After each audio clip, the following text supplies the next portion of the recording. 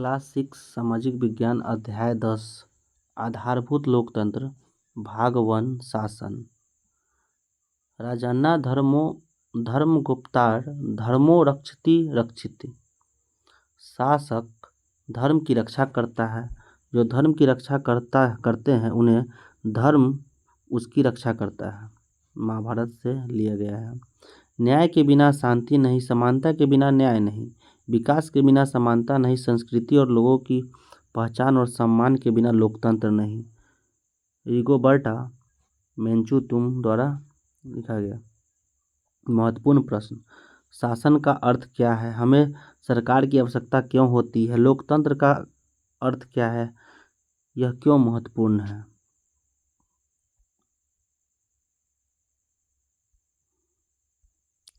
परिचय। दीर्घ काल से मनुष्य समाज में रहता आ रहा है। जब बहुत से लोग एक साथ रहते हैं तब असहमति और अव्यवस्था की स्थिति उत्पन्न हो सकती है। ऐसे में समाज में व्यवस्था और सद्भाव बनाए रखने के लिए नियम अनिवार्य हो जाते हैं। संभवतः आपके घर में कुछ सामान्य नियम होते होंगे जिनके पालन की अपेक्षा आपसे होती है। आप जिस विद्यालय में पढ़ते हैं वहाँ भी नियम होते होंगे, कुछ विद्यार्थियों के लिए तो कुछ शिक्षकों के लिए। बड़ी कक्षाओं में परीक्षा दे रहे विद्यार्थियों को तो कुछ अनिवार्य नियमों का पालन अवश्य करना पड़ता है। सड़क पर वाहन चालकों से भी यातायात के नियमों का पालन करने की अपेक्षा की जाती है। सभी प्रकार की नौकरियों में कार्यरत लोगों को भी नियोक्ता द्वारा बनाए गए नियमों का पालन करना पड़ता है, जबकि नियोक्ता को भी उन सभी नियमों का पालन करना पड़ता है जो उन्होंने अपने अधीन काम करने वाले लोगों के लिए बनाए हैं। यदि कोई व्यक्ति नियम का पालन नहीं करता तो क्या होगा? इसका सीधा साधा उत्तर है कि समाज अपनी व्यवस्था बनाए रखने में सक्षम नहीं हो पाएगा।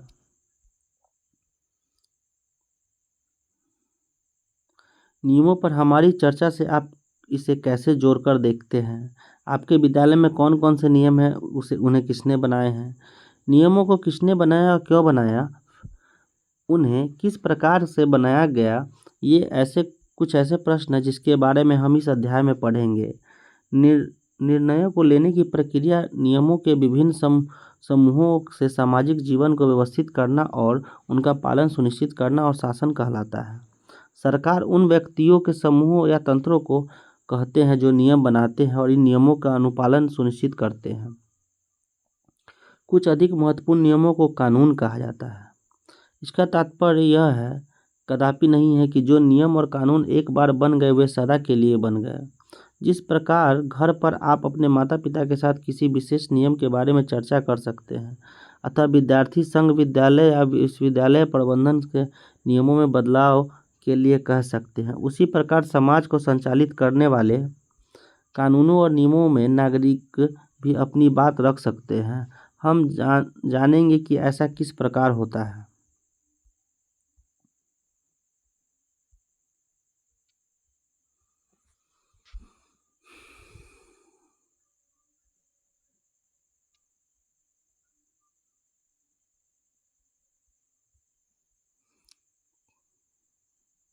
क्या आप 152 चित्र 10.2 में दिए गए 10 चित्रों में दर्शाए लोक सेवाओं के प्रकार अथवा अन्य कार्यकलापों को पहचान सकते हैं? आपके विचार से इन कार्यकलापों में सरकार की क्या भूमिका होती है? क्या आप अपने दैनिक जीवन में ऐसे कुछ अन्य पहलुओं पर भी विचार कर सकते हैं जहां सरकार महत्वपूर्ण भूमिका निभाती है?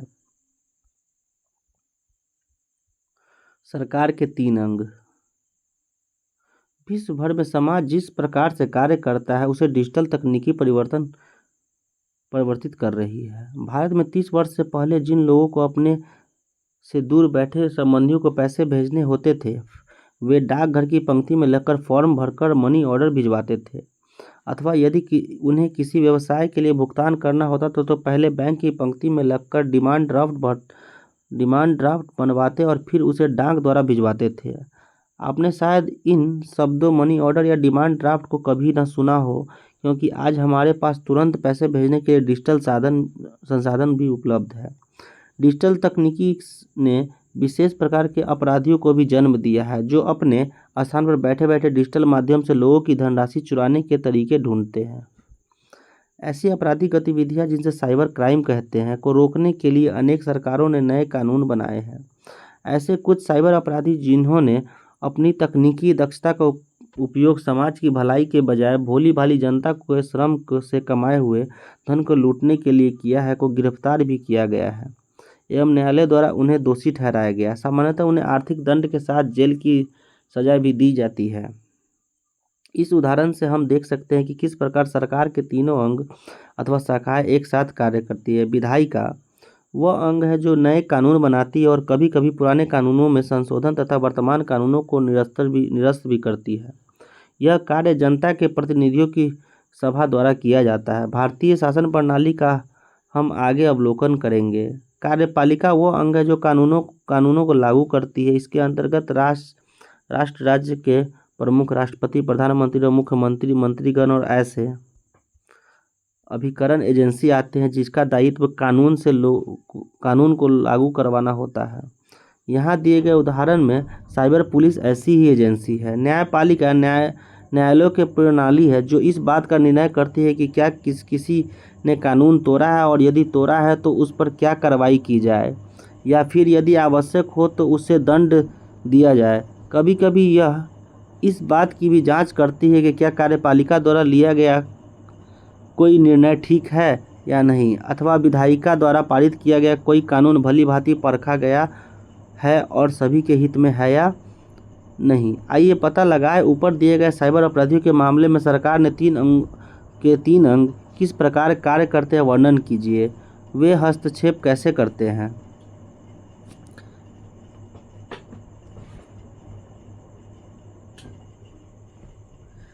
शासक के किसी भी अच्छे तंत्र में इन तीनों अंगों को निश्चित रूप से पृथक रखा जाता है, जबकि ये तीनों एक दूसरे को प्रभावित करते हैं और कार्य भी एक साथ करते हैं। यह विभाजन शक्तियों का पृथक्करण कहलाता है। इसका उद्देश्य पूरी प्रणाली को नियंत्रित करना एवं संतुलन बनाए रखना है, अर्थात सरकार का प्रत्येक अंग दूसरे अंग के कार्यों की निगरानी कर सकता है तथा यदि कोई अंग अपनी अपेक्षित भूमिका से परे जाकर कार्य कर रहा है तो उसे नियंत्रित कर पुनः संतुलन स्थापित कर सकता है। शासक, विधायिका, न्यायपालिका, कार्यपालिका एक दूसरे से जुड़े हैं।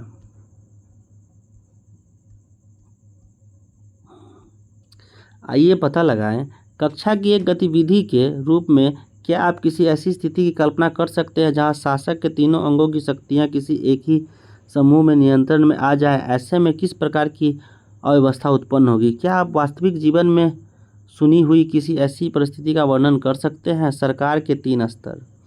कोई भी सरकार कम से कम 2 स्तरों पर कार्य करती है, स्थानीय और राष्ट्रीय स्तर। भारत सहित अनेक देशों में यह 3 स्तरों पर कार्य करती है, स्थानीय स्तर, राज्य प्रादेशिक स्तर और राष्ट्रीय स्तर। प्रत्येक स्तर भिन्न विषयों पर कार्य करता है। इसे तुलनात्मक परिप्रेक्ष्य से देखें तो यदि आपके घर का बल्ब नहीं जल रहा है, ऐसे में आप पहले बल्ब, स्विच, फ्यूज आदि जांचेंगे। यदि वे काम नहीं कर रहे हैं तो आप बिजली मिस्त्री को बुलाएंगे। यदि यह पता चले कि समस्या घर पर नहीं है तो आप बिजली विभाग जाकर शिकायत दर्ज कराएंगे। यहाँ भी समस्या के समाधान के 3 स्तर हैं। भारत में स्थानीय सरकारें, राज्य सरकारें और केंद्र सरकारें या संघ सरकार है। मान लीजिए कुछ दिनों तक भारी वर्षा के कारण एक जिले में किसी क्षेत्र में बाढ़ आ गई है। यदि वह ज़्यादा भीषण नहीं है तो स्थानीय प्राधिकारी उस स्थिति को संभाल सकते हैं। यदि बाढ़ अनेक नगरों और बहुत से गांवों को प्रभावित करती है तो राज्य सरकार आगे आती है और इसकी जिम्मेदारी उठाते हुए प्रभावित लोगों को बचाने के लिए बचाव दल भेजती है। किंतु यदि बाढ़ भयानक रूप ले लेती है तो विशाल क्षेत्रों को प्रभावित करती है तो केंद्र सरकार मदद के लिए आगे आती है और राहत सामग्री और सेना इत्यादि भेजती है। इस उदाहरण से आप सरकार के 3 स्तरों के काम को देख सकते हैं। केंद्र सरकार, राज्य सरकार, स्थानीय सरकार। केंद्र सरकार राष्ट्रीय स्तर पर, राज्य सरकार राज्य स्तर पर और स्थानीय सरकार नगर अथवा ग्राम स्तर पर होती है। ध्यान रखें, हमारे अनेक संस्थानों के आदर्श वाक्य हमारे प्राचीन ग्रंथों के ज्ञान से प्रेरित है। उदाहरण के लिए भारत सरकार का आदर्श वाक्य सत्यमेव जयते है, अर्थात सत्य की ही विजय होती है। सर्वोच्च न्यायालय का आदर्श वाक्य यतो धर्मोतस्य जय है, जिसका अर्थ है जहाँ धर्म है वहाँ विजय है। सामने के पृष्ठ पर दी गई तालिका में सरकार के 3 अंगों के राष्ट्रीय और राज्य स्तर पर किए गए जाने वाले मुख्य कार्यों की रूपरेखा दी गई है। इसके बारे में विस्तार से विधानसभाओं में निश्चित भूमिका कक्षा 7 में पढ़ाया जाएगा। स्थानीय सरकारों का यहाँ उल्लेख नहीं किया गया है क्योंकि हम आगे के 2 अध्यायों में इसे विस्तार से समझेंगे। चित्र 10.5 में दी गई सारणी को देखिए। उन कार्यों और दायित्वों पर प्रकाश डालिए जो आपके जीवन में सबसे अधिक प्रभावित करते हैं। 2 अथवा 3 वयस्क लोगों के सरकार के साथ उनके कार्य संबंधित संपर्कों अथवा अनुभवों के बारे में पूछिए। यह संपर्क किन स्तरों पर और किन उद्देश्यों से हुए। सदन क्या होता है? ऐसी सभा जहां कानून पर चर्चा की जाती है अथवा उन्हें पारित किया जाता है। सदन। औपचारिक। हमारे यहाँ राष्ट्रपति और राज्यपाल वास्तविक कार्यपालिका प्रमुख नहीं होते। विशेष परिस्थितियों में उन्हें विशेषाधिकार प्राप्त होते हैं, पर वे सामान्यतः केंद्र या राज्य सरकार के कार्यों में हस्तक्षेप नहीं करते हैं। न्यायपालिका। अखिल भारत और राज्य स्तर पर। न्यायपालिका भारत का सर्वोच्च न्यायालय होता है और राज्य स्तर पर उच्च न्यायालय होता है। विधायिका। राष्ट्रीय स्तर पर, राज्य स्तर पर। विधायिका। 2 सदन होते हैं, लोकसभा और राज्यसभा, जो राष्ट्रीय स्तरों पर कानून का निर्माण करता है।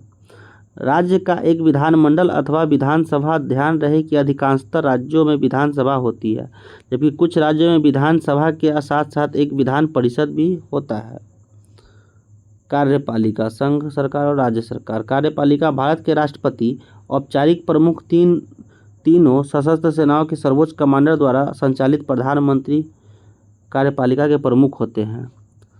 राज्यपाल औपचारिक प्रधान द्वारा संचालित होते हैं और मुख्यमंत्री कार्यपालिका के प्रमुख होते हैं। कार्यपालिका के कार्य और दायित्व यह विस्तृत सूची नहीं है, दिए गए यहाँ पे। रक्षा कार्यपालिका के, जो कि संघ विदेशी मामले, परमाणु ऊर्जा, संचार, मुद्रा, अंतर्राज्यीय वाणिज्य, शिक्षा, राष्ट्रीय नीतियों का प्रतिपादन करते हैं संघ सरकार। और राज्य सरकार पुलिस, कानून व्यवस्था। राज्य स्तर पर केंद्र सरकार द्वारा बनाए गए कानूनों को अपनाना और उनका कार्यान्वयन करना। जन स्वास्थ्य, शिक्षा, कृषि, सिंचाई और स्थानीय सरकार। Doctor APJ Abdul Kalam. तमिलनाडु के रामेश्वर में एक सामान्य परिवार में 1931 में APJ अब्दुल कलाम का जन्म हुआ। सुप्रसिद्ध वैज्ञानिक डॉक्टर कलाम को भारत के अंतरिक्ष कार्यक्रम, मिसाइल कार्यक्रम और परमाणु क्षमताओं के विकास में महत्वपूर्ण भूमिका के कारण मिसाइल मैन के नाम से भी जाना जाता है। डॉक्टर अब्दुल कलाम 2002 से 2007 तक भारत के 11वें राष्ट्रपति के रूप में कार्यरत रहे। सर्वोच्च प्रतिष्ठित पद पर रहते हुए भी वे अच्छी शिक्षा और नई खोज के प्रति अपनी गहरी रुचि के कारण जनमानस, विशेषकर युवाओं में बहुत गहराई से जुड़ गए थे। सामाजिक कार्यों के प्रति लगाव, समर्पण और राष्ट्र के प्रति प्रतिबद्धता जैसे उनके गुणों ने लाखों लोगों को प्रेरित किया। उन्होंने भारत के युवाओं को अपने सपनों को साकार करने के लिए बड़े स्वप्न देखने और कठोर परिश्रम करने के लिए प्रोत्साहित किया। डॉक्टर कलाम ने यह दिखाया कि भले ही राष्ट्रपति के रूप में उनकी स्थिति सांकेतिक है, फिर भी वे असंख्य लोगों के जीवन को प्रभावित करने में महत्वपूर्ण भूमिका निभा सकते हैं। आइए उनके कुछ प्रेरणादायक विचारों पर ध्यान दें। आकाश की ओर देखिए, हम अकेले नहीं हैं, संपूर्ण ब्रह्मांड हमारा मित्र है। और जो लोग ऊंचे सपने देखते हैं, उसके लिए काम करते हैं, उन्हें सर्वोत्तम सहायता देने के लिए तत्पर है। अपने लक्ष्य के सफल होने के लिए अपने लक्ष्य के प्रति एकाग्रचित निष्ठा रखिए। स्वप्न का अर्थ है सोते समय स्वप्न देखना नहीं, बल्कि स्वप्न वे हैं जो आपको सोने न दे। सफलता की कहानियाँ मत पढ़ो, उनसे आपको केवल संदेश प्राप्त होंगे, अपितु असफलता की कहानियाँ पढ़ो, उनसे आपको सफल होने का मार्ग मिलेंगे।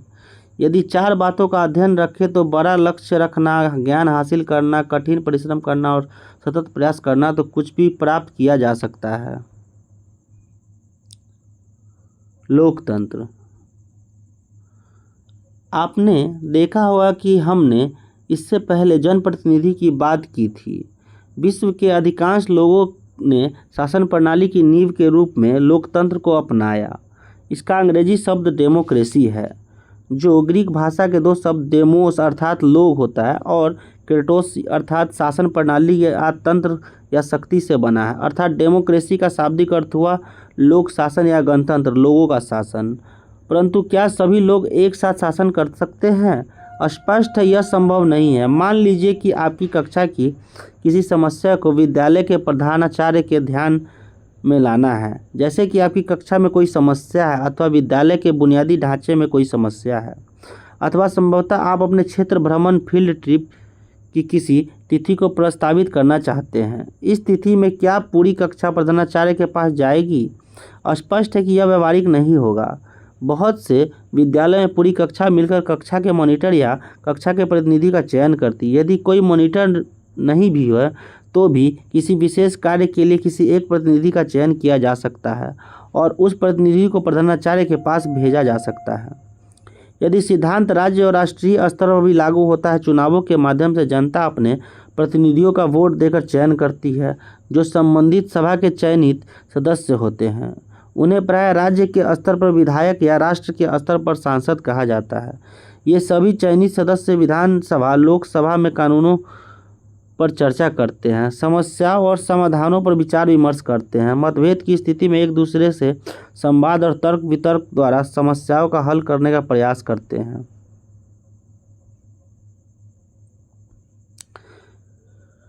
किसी भी आधुनिक लोकतंत्र की तरह भारत में जनप्रतिनिधि आधारित लोकतंत्र है। 2024 के परिप्रेक्ष्य में देखें तो लगभग 97 करोड़ मतदाताओं के साथ भारत विश्व का सबसे बड़ा लोकतंत्र भी है। भारत में कानून के अनुसार 18 वर्ष से ऊपर की आयु के सभी भारतीय नागरिकों को चुनाव में मतदान करने का अधिकार है। मान लीजिए कि आपकी कक्षा पिकनिक पर जाने की योजना बना रही है। पिकनिक पर जाने के दो संभावित स्थान हैं, क और ख। इन दोनों स्थानों पर जाने के लाभ और हानि, जैसे उनकी दूरी, पहुंचने में लगने वाला समय, खर्च, मूलभूत आवश्यकताओं की उपलब्धता आदि कक्षा विचार विमर्श करती है। इन स्थितियों में सभी के लिए किसी एक निर्णय का आना कठिन हो जाता है। ऐसे में शिक्षक निर्णय लेते हैं कि मतदान से समस्या का समाधान निकल सकता है। क स्थान पर जाने वाले विद्यार्थी अपने हाथ उठाए और उसके बाद जो विद्यार्थी ख स्थान पर जाना चाहते हैं वे अपने हाथ उठाएं। जिस विकल्प के लिए सबसे ज़्यादा विद्यार्थियों ने हाथ उठाया उस विकल्प के स्थान को पिकनिक पर जाने के लिए चुना जाता है। यह प्रक्रिया मतदान वोटिंग कहलाती है। यह प्रत्यक्ष लोकतंत्र का उदाहरण है, जहां स्थान निश्चित करने में प्रत्येक विद्यार्थी की राय ली जा गई है। आधारभूत धरातलीय लोकतंत्र उस तंत्र की ओर इशारा करता है जिसमें सामान्य नागरिकों की भागीदारी को प्रोत्साहित और सुनिश्चित किया जाता है, जैसे कि पृष्ठ 155 पर चित्र 10.4 में दिखाए गए पिरामिड का आधार है। इस प्रकार के तंत्र में नागरिक स्वयं को प्रभावित करने वाले निर्णयों पर अपनी बात रख सकते हैं। भारतीय लोकतंत्र की अन्य विशेषताओं का अध्ययन हम आगे के 2 अध्यायों और अगली कक्षा में भी करेंगे।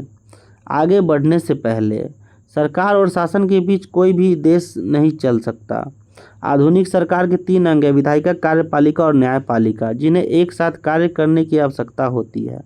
भारत सरकार 3 स्तरों पर कार्य करती है: संघीय अथवा राष्ट्रीय स्तर, राज्य और स्थानीय स्तर। लोकतंत्र इस प्रणाली की पूरी रूपरेखा है। यह राज्य और राष्ट्रीय दोनों स्तर पर चयनित प्रतिनिधियों के माध्यम से कार्य करती है।